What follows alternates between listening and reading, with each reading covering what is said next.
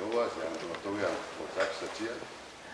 voninahitra ny firenena malagasy ny zavatra toy izao. Indrindra moa amin'ny maharay aman-dreny any maître Ramatoa Tasinareny dia eo koa mahasangany azy ary anisany koa fomba avo ny karaté malagasy zany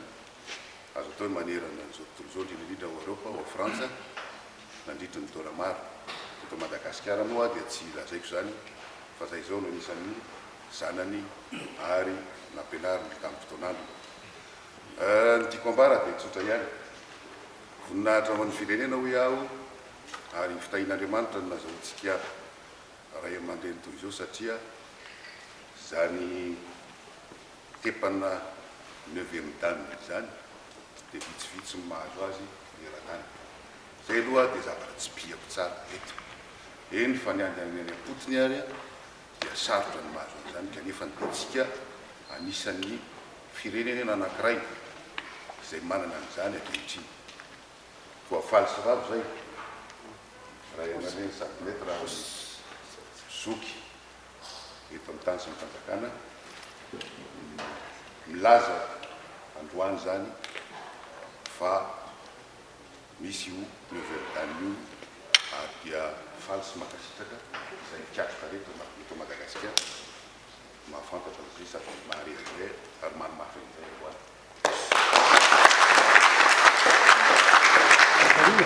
Hoena hoe inona moa zany zao no andraikitra tao a mazefatra tokoa ny andraikitra satria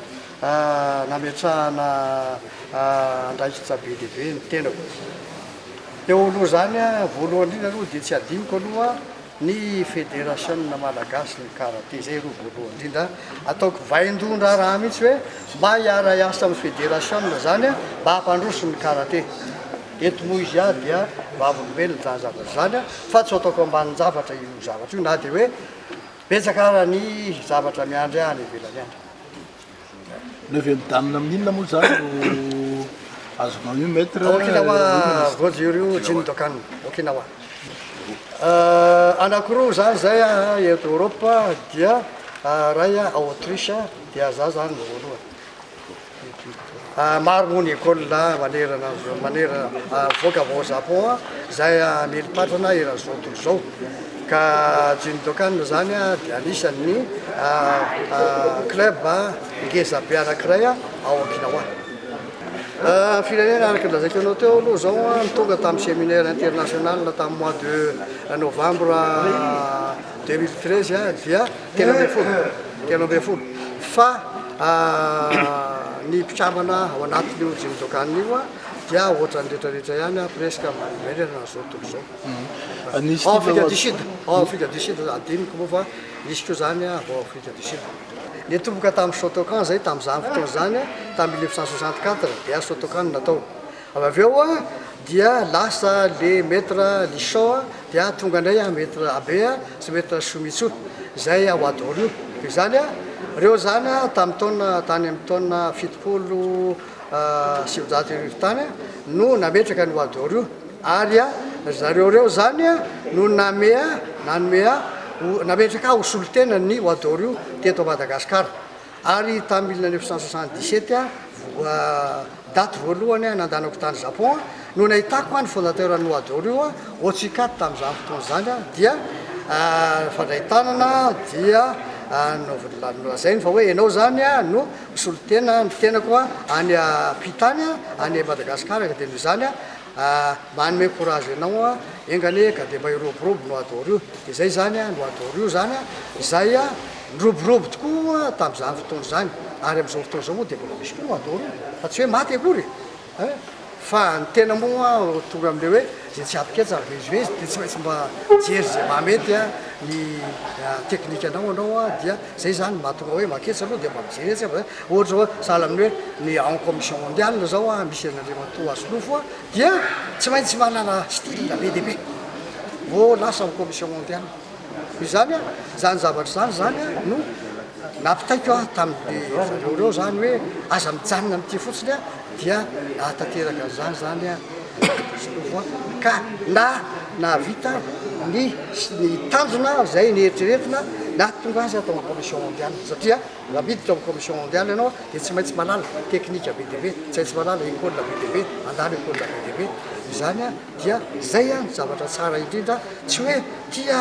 école ray fotsiny no ataonao fa tsara ianao malala indrindra avy eo manatevy disadisa moa dia disadisa dia tsy maintsy foana eo amin'ny fiainana dia tsy maintsy misy disadisa tsy maintsy misy ny hoe indrokely kanefany a tsy entina mandra-pahafaty akory a zany a disadisy zany fa tsy maintsy a olombelona ianao a dia tsy maintsy a zay ny voalohany indrindra amin'ny mpanao karaté dia hoe la tolérance tadio tsara rehefa tonga amin'ny stady ambony ianao dia hoe la tolérance apetrako tsara aminareo zay zavatra zay izany a niza nitsivalana teo amin'loanako a amin'izao fotoana zao a dia miaraka ny association rehetrarehetra aloha dia efa fantatsika fa efa nisy ihany zany a ny fandravonana ary samy nanao daholo ary fantatsika reny nataon'ny maka nataon'ny akawa sy nataon'le association hafa ireny fa saingy io antsotra terin'ny ray aman-dreny misy anina mety io dia hoe mila tolérance ary mila fandravonana ary mila fiarah-miasa ampitiavana fa tsy akitsiko fa tsy isy akorakatsoa raha miverina amin'le disadisa toa disadisa nge io dia hoe zanaka sy ray aman-dreny ary zay tena zanaka sy ray aman-dreny zay tsy toy izao tsy naratsy izy fa tsy nisy mihitsy ny famalina zay aloha dia ahitsiko kely zay mianakireo a dia tsy mbola mifamaly mihitsy na independenta fa io moa lafiny foana le zanaka sy ray aman-dreny ohatra ny atokantrano tsy maintsy misy kely indro foana le tsefatsefany iny fa izany hoe disadisa tena disadisa zany dia tsy nisy zay aloha azoko avitra terina mihitsy ary fiarah-miasa amin'ny maître le zao rehefa manaonao programme zay rehefa mifampiresadresaka teo rehefa matetitety zay miresaka eto fa be dehibe moa ny zavatra tiatanterana kanefany a mbola ao anatiny zay le resaka zay ka tsy hitako moa zay azo zana fa ny zavatra fotsiny hoe azo tenenina dia ny fiarah-miasanay akaiky zany indrindratako moa ny amin'ny fédération raisam-pirenena zay misy a dia fampiresaka koa dia fa misy zavatra efa ho karakaray miaraka miaraka fédération raisam-pirenena miaraka amin'ny école zay zany azoasaina fa miantitra terina foana verina foana koa dia araka ny teniny teo ihany keo dia hoe mba misy rafitra eo dia le procédure mano zavatra na misy zavatra ola zay aminareo mpanao gazety indrindrandrindra tianareo ny namana akaiky indrindra ny sport raha te handroso le sport dia ny fanarahana lalàna zay lalàna misika lalàna velona ao amin'ny taranja